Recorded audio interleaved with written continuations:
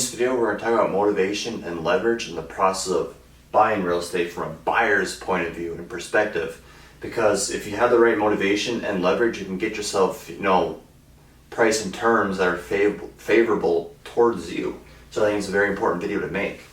So the first thing on motivation and leverage is price. So let's just say, do you need to buy?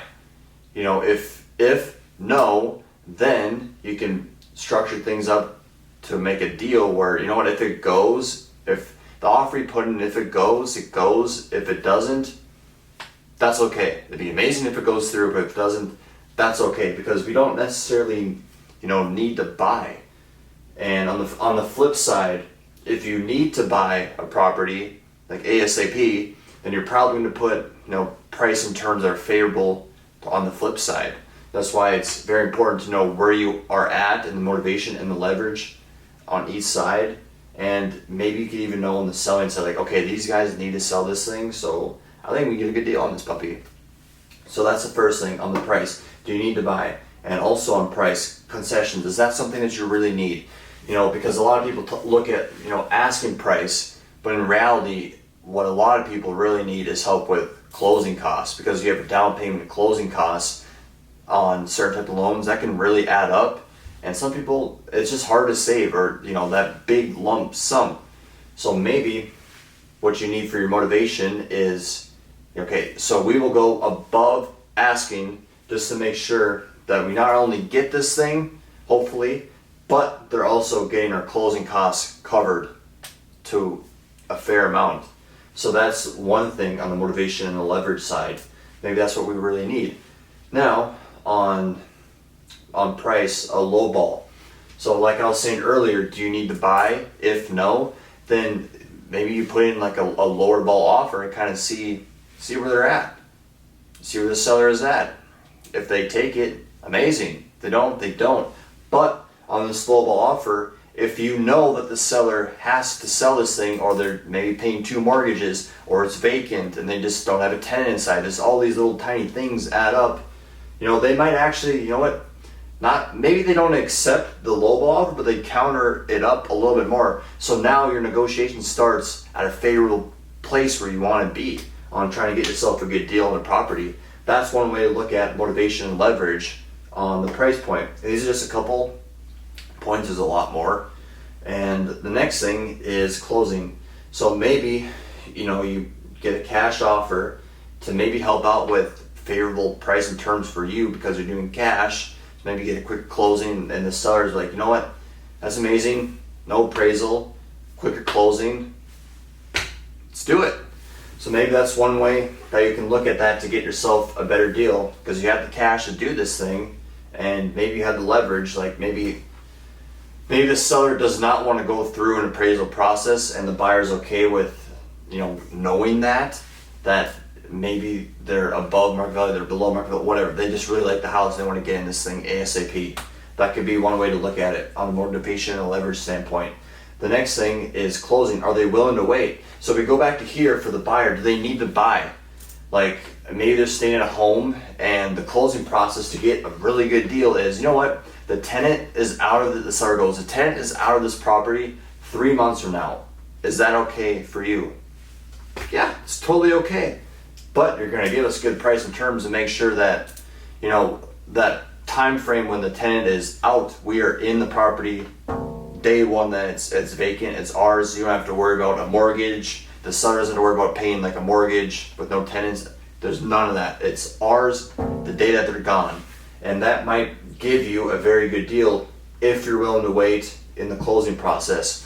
Or another thing is, before school starts, a motivation. Like maybe the buyer's like, okay, we gotta get in this property before school starts next year. So maybe we're gonna go a little bit above asking just to make sure that we get into this thing and get everything moved in before school starts. That's a scenario that could happen on a motivation standpoint for the closing process, okay?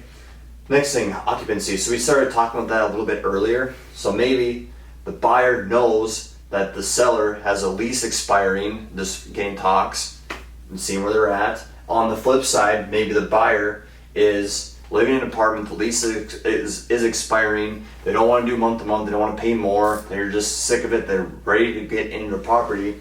So now the lease is expiring, they want to get into that property, before, things start happening on that point. They're ready to get in. And maybe another thing is they're living at home. On the flip side, maybe they don't have lease expiring, maybe they're living at home and they can wait for the closing. They can also see how these things all kind of tie together. So now they can have a longer closing if they're cool with it. They can also get a price and terms that's good for them if they're living at home, willing to wait, and not necessarily need to buy, but it'd be cool if they do. So that's kind of how these things are all kind of stacking up together, and they all play a part. So that's one thing.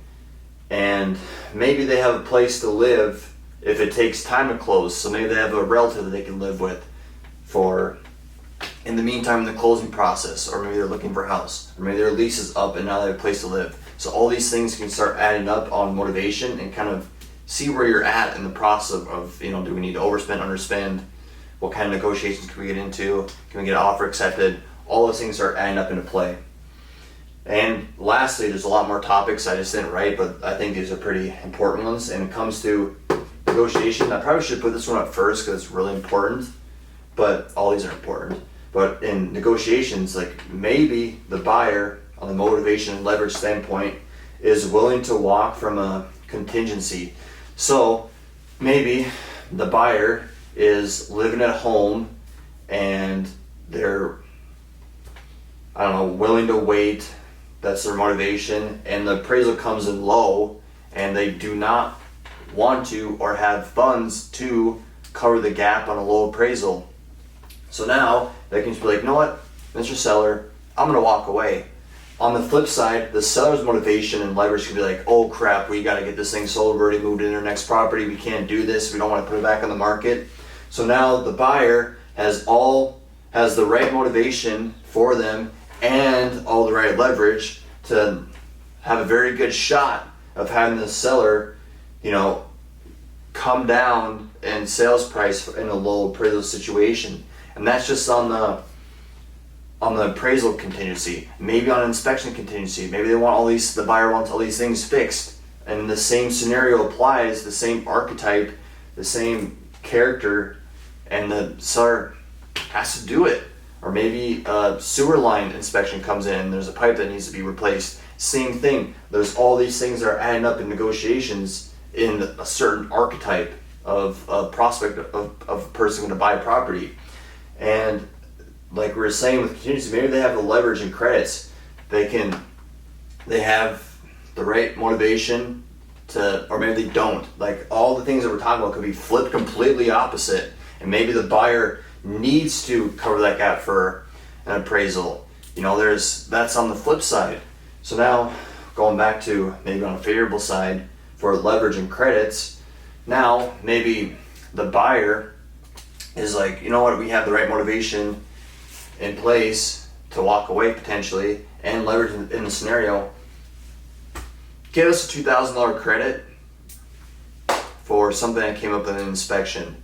And that helps them with closing costs also. So maybe they have the motivation and leverage for that. That's the scenario that could happen. And I talked about this earlier, but just bring it up again.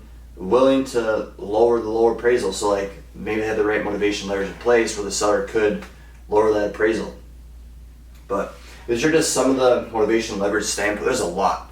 And I just put the price, closing, occupancy, negotiations, and just had bits and pieces in all of these. If you'd like me to talk more in detail, maybe about, hey, let's talk about the closing process, motivation, and leverage. Maybe now, not only the buying side, but the selling side, the seller. Like, where are we at on that standpoint? I can make a video on that. Let me know, drop in the comments. But thank you for watching. Hope you guys learned a lot. And if you have any feedback, drop in the comments. Thank you. Have a good day. Bye.